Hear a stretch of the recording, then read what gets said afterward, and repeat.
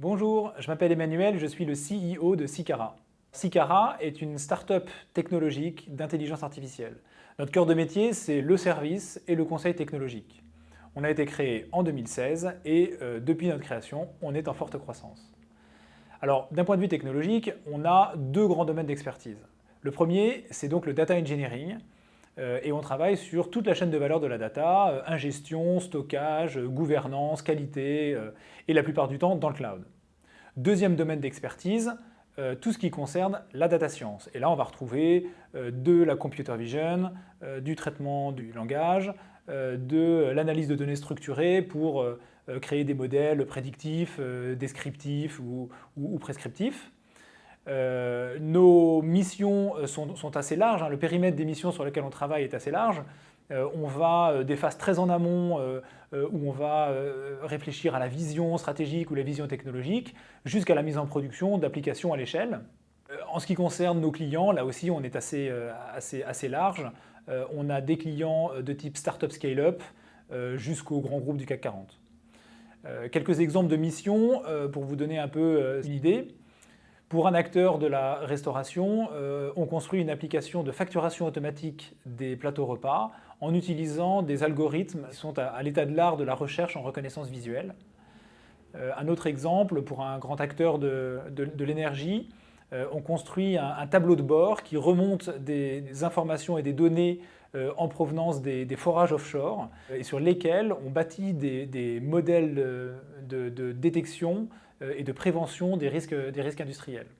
Alors chez Cycara, on a un périmètre d'intervention technologique qui est assez varié et on évolue dans un domaine scientifique et technologique qui est en perpétuelle évolution. Donc chez nous, ça se traduit par un défi, c'est comment rester fort et comment toujours maîtriser cet écosystème riche et varié de technologies.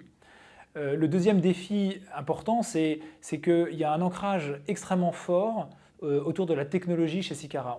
On est fort, nos clients nous reconnaissent comme étant très forts parce que justement on a cette légitimité technologique. Et du coup chez nous, ça se traduit par la création et la formation de référents technologiques extrêmement pointus dans leur domaine. Donc intégrer Cycara, c'est aussi intégrer l'opportunité de devenir un référent extrêmement pointu, extrêmement fort sur un domaine de type data science ou data engineering.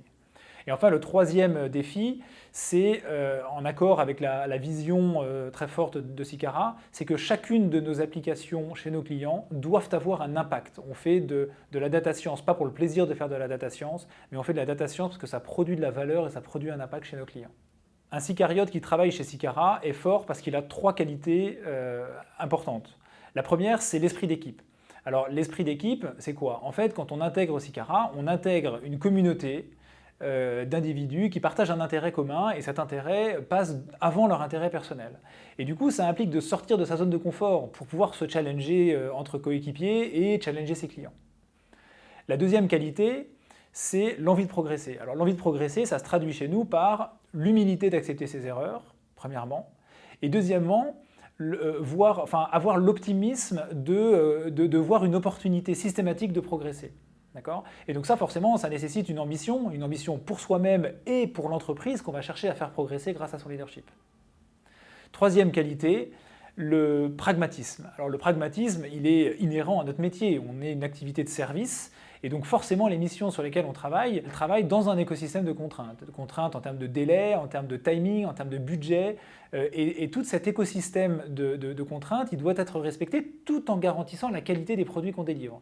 Et donc ça fait appel justement à cette force de pragmatisme qui consiste à choisir la bonne décision compte tenu de ce réseau de contraintes tout en maximisant la qualité et la préférence de nos clients.